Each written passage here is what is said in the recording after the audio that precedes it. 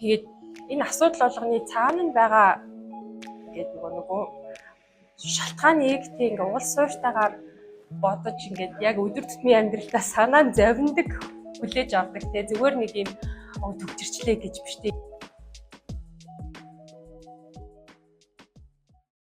За намайг Ууган Цэцэг гэдэг социологоор бакалаврын зэрэгтээ төгссөн. Одоо судалгаа зөвлөх үйлчилгээний салбарт ажилладаг. Ерөнхийдөө бие даасан байдлаар фриланс болж ажилладаг байгаа.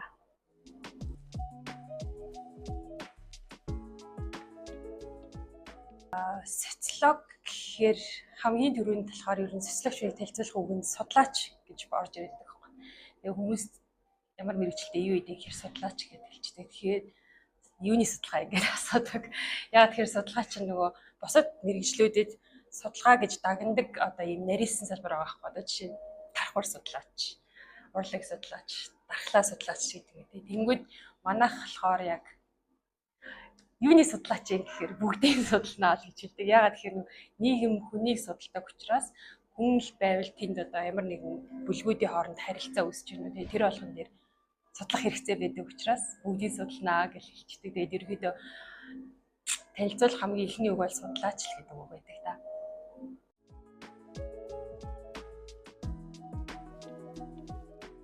Дадал зуршил гэхээр яг хөдөлмөрийн зах зээл дээр гараад мэрэгжилтэд живээд ажиллаад явхаар цаанаасаа биднээс ингээд амар их уншихыг шаарддаг.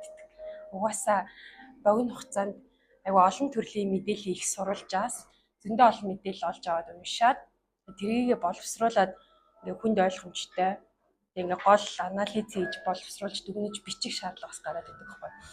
Тэгэхээр угаасаа хийх явцдаа эднэр ингээд нэг хэд дадал болчдаг гэх юм уу. Эсвэл угаасаа богино хугацаанд маш их материалаас скилс гол юм ин олж авах ур чадвартай болчдөг байна. Энэ бол угаасаа ингээд хий явахаар одоо хөгжичдэг дадал. Гэхдээ ингээ ажлын байран дээр гараад явж байхад харахад хөгжихгүй байгаа хэрний амар хэрэгтэй нэг дадал байгаад байгаа шиг санагддаг байхгүй юу. Миний хувийн мэдрэмжтэй. Тэр нь юу вэ гэхээр сонсох ур чадвар гэх юм уу? Сонсох дадал юм. Яагаад тэгэхээр жоохон туршлагатай болоод ирэхээр чи өөрөө аливаа сэдвийн өрөөнд тодорхой мэдлэгтэй болчихдог байхгүй юу? Тэнгүүд нөгөө ярилцж байгаа хүн чи сонсохгүй өөрийнхөө санаа ингээл цохолцуулаад байвал хүнээс хэрэгтэй мэдээлэл олж авах гэдэг. Жишээ нь социологоор ажиллаа явахаар чи айгүй олон төрлийн хүмүүстэй уулзсан.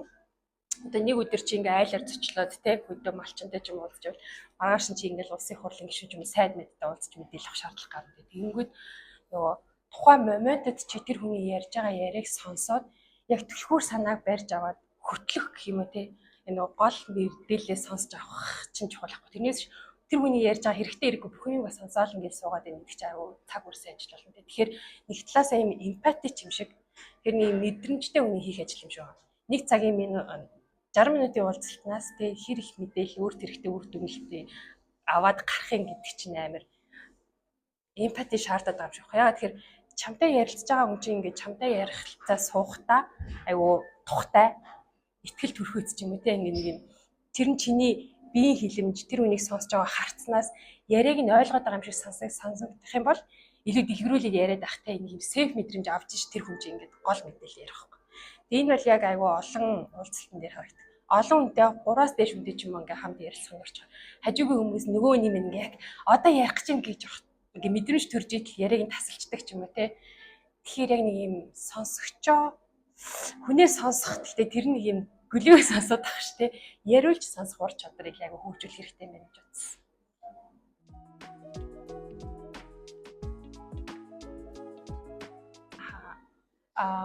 Мэргэжил сонголт дээр ерөнхийдөө яг тийм нөгөө хүсэл мөрөөдөл гэх юм одоо passion гэдэг чинь тийм бол анх байгаагүй. Яагаад тэгэхээр энэ чинь угаасаа жоохон юм нөгөө нэг багш нэгтлэн гэдэг шиг юм тодорхой мэргэжил биш шүү дээ. Тэгээд яг нөгөө тухайн үед их сургуульд ингээд элсэх конкурсын одоо нөгөө нэг чагсаалтад эсэл өргөдөлөх чагсаалтад бол нийгмийн сургууль нэгдүгээрт байгаагүй. Ингээд эхний хувилбар бол өөр байсан.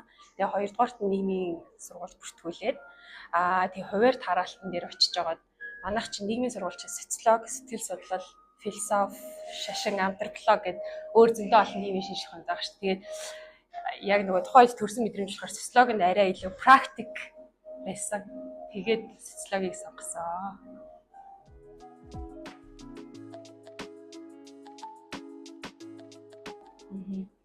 За социологоор төгсөөд одоо бусад төгсөгч нарыгаа харж байгаа хөдөлмөрийн зах зээл дээр ямар ажил хийж болж байна гэхээр ерөөдөө мэдээж судалгаа дагнасан ажлууд голцоо хийдэг. Жишээ нь төрийн байгууллагуудад бол судалгаатай холбогдолтой хилцүүд зөндөө байдаг. Жишээ нь одоо нийгмийн бодлогын хилцэж байд юм уу, мониторинг үнэлгээний хилцэж байдаг. Тэднэрт ажиллаж байна. Хувийн секторт бас судалгаа дагнасан ажлууд байдаг. Жишээ нь одоо зах зээлийн судалгаа, маркетингийн судалгаа, хэрэглэгчийн судалгаа. Тэгээ аливаа төсөл хөтөлбөр бүр ингээд стартап байсан ч гэсэн төсөл бичихэд ингээд судалгаа эргэлдэг. Чиний таргет чинь хэрэглэгч чинь гол зах зээл чи юу юм те. Тэрэн дээр бас айгүй их орж ажилладаг. Дээр нь төрийн бас байгууллагуудад ажиллаж байна. За эсвэл өөрсдөө төрийн бас байгууллага үүсгээд судалгааны компани үүсгээд явж байгаа хүмүүс бас байна.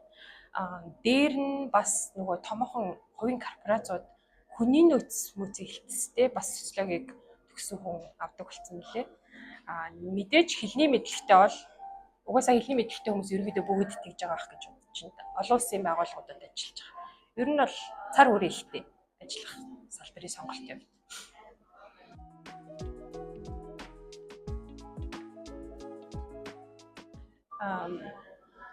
Би бол яг мэргэжлэрээ өдөр тутамдаа ажиллаж байгаа. Түрүү хэлсэн ш нөгөө судалгаа зөвлөх үйлчлэгээ үзүүлдэг гэдэг.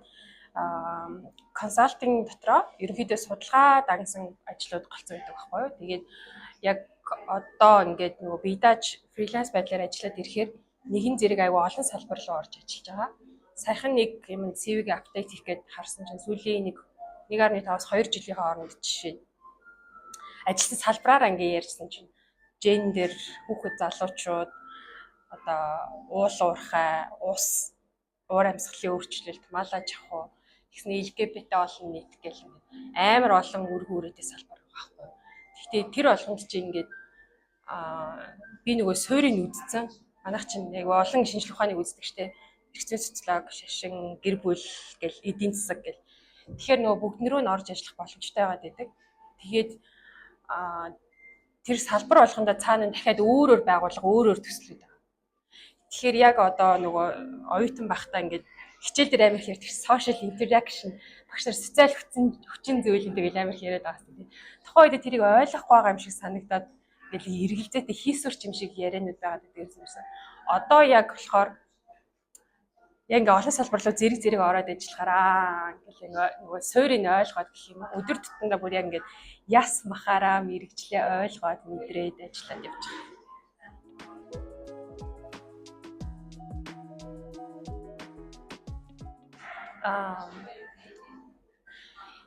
Яг өөрийгөө болон бусад яг манай төгсөгчнөөс одоо миний мэдж байгаа мэрэгчлэрээ ажиллаад явж байгаа хүмүүсийг харахад яг ямар хүндийн зохиод байна вэ гэж тэгэхээр нэг юмд жоохон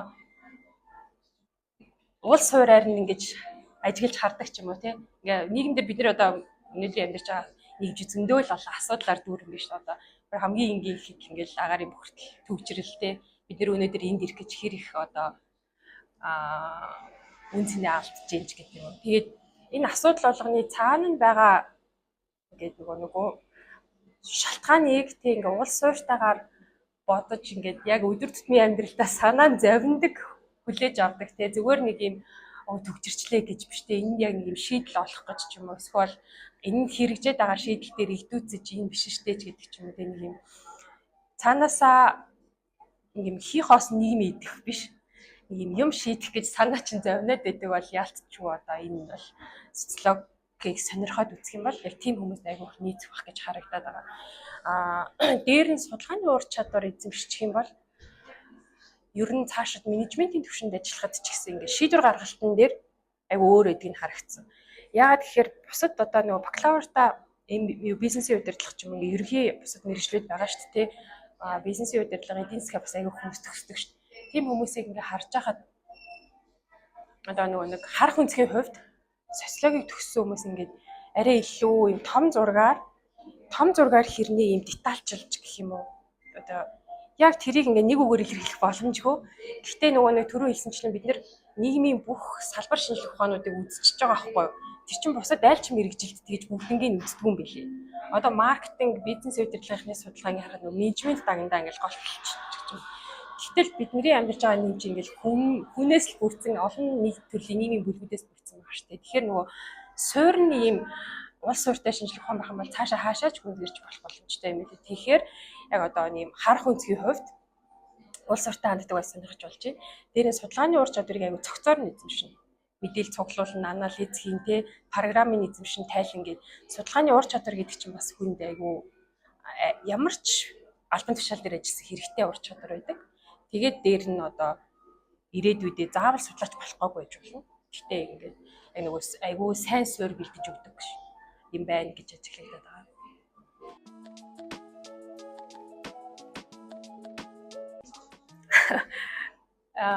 Яг гоо ерөнхийдөө манай мэргэжлийг хүмүүс нэг ойлгодоггүй.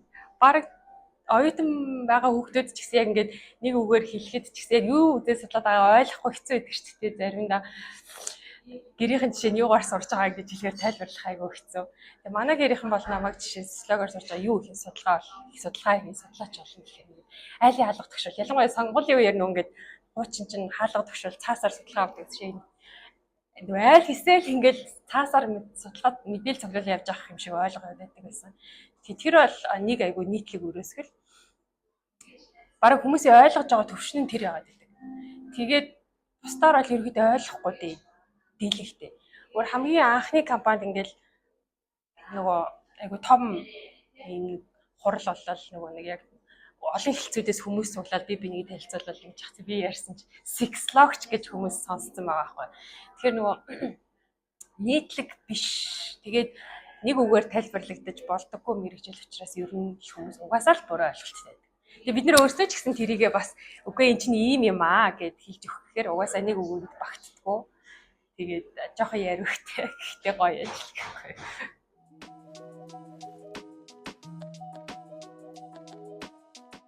Юу зөвлөх вэ гэхээр нэг юм цогц судалгаа барьж аваад зүгээр эхнээс нь дуустал юм шиг хэлсэн тэр. Яаж анализ хийсэн, тэгээ анхнаасаа одоо зорилго нь яаж тавьсан. Тэгээ тэр анх байсан төвшүүлсэн зорилго чинь тэр эцсийн хуудсан дээрээ дүгнэлт нь яаж гарсан.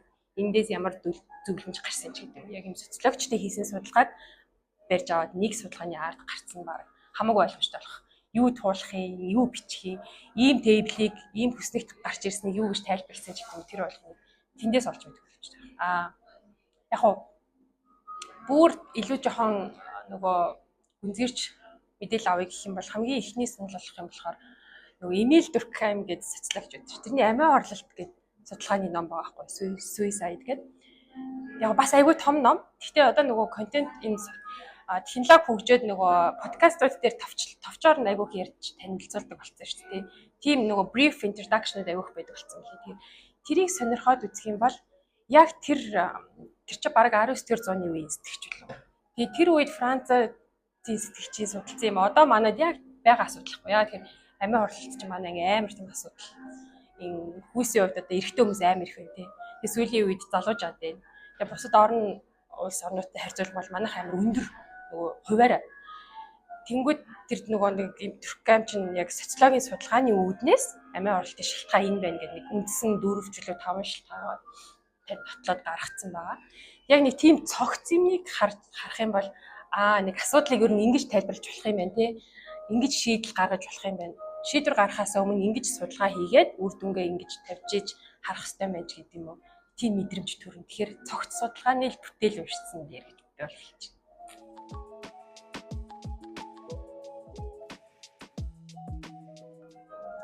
Яг нөгөө баг хамт олонтой ажиллаад ирэхээр ч юм уу зөндөө олон хөвгтэй байдал гарна л да. Ялангуяа мэдээлэл цуглуулах явцад хамгийн их хөвгчлөлтэй юм юу тохиолддог вэ гэхээр гадны зөвлөгтэй хамтраад тэгээд гадны зөвлөгөөг гадаар тавхалаад мэдээлэл цуглуулалтанд явхад л нөгөө соёлын ялгаанаас эхлээл амар их юм байдаг. Одоо юунд гэр хороолоор явж байгаа чинь ингээл худаг дээр очирлж мочрлал байж байгаа хүмүүстэй тэнд чинь ингээл амьдралстаа буцалж байгаа юм чинь жоохон согтуу хүмүүс хүртэл тэнд ингээл байна.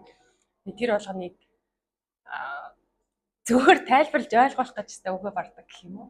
Нийгмийнхаа шууд ингээл сөрөг юм руу тэр үнийг аваад явчихж байгаа юм шиг харагдаж байгаа байхгүй яг шууд бодит амьдрал руу.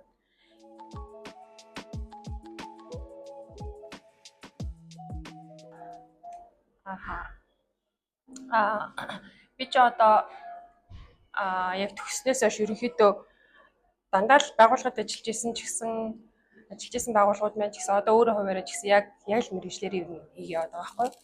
Тэгээд энэ чинь оюутнуудад илүү чиглэж байгаа шүү дээ. Тэгэхээр төгсөгчнөөс одоо яг биднэрт дутагдаад байгаа юм юу гэхээр хэлний мэдлэгийг жоохон илүү ахиу эзэмших хэрэгцээ шаардлага манай төгсөгчнөрийн дунд амар өндөр байна. Одоо намайг төгсөж явах үед бол манай мэргэжлийг ойлгох хүлээж авах юу арай бага байсан. Одоо бусад мэргэжилтэй харьцуулахад нөгөө эдийн засагч, нэгтлэмж гэдэг юм хуульч тэд нартай харьцуулахад бага байсан бол одоо яг эргэлт нь ихссэн. Одоо яг бүр яг тухайлан социологийг төгссөн энэ чиглэлээр мэргэжиж ажиллаж байгаа судлаач хэн бэ гэж бүр яг социологийн төгсөгч санал болгооч гэж зөндөөх бас асуудаг болсон. Гэхдээ дандаа тэр нөгөө нэг юм хэлний мэдлэг шаардаад идэг. Тэгэхээр манай төгсөгч нар угаасаа одоо байгаа агуулга чинь ингээд суур уур чадварыг аюул сайн олгож байгаа. Тэгэхээр хэлний мэдлэгийг амар сайн эзэмшээсэй гэж хүсэж байна. Тэгээд дээр нь сүүлийн үед нөгөө химэл оюун ухаан, digitalization гэж зөндөөх аюул хөгжиж штэ. Тэр чинь одоо намайг төгсөж байгаа үеийн шал өөр болсон.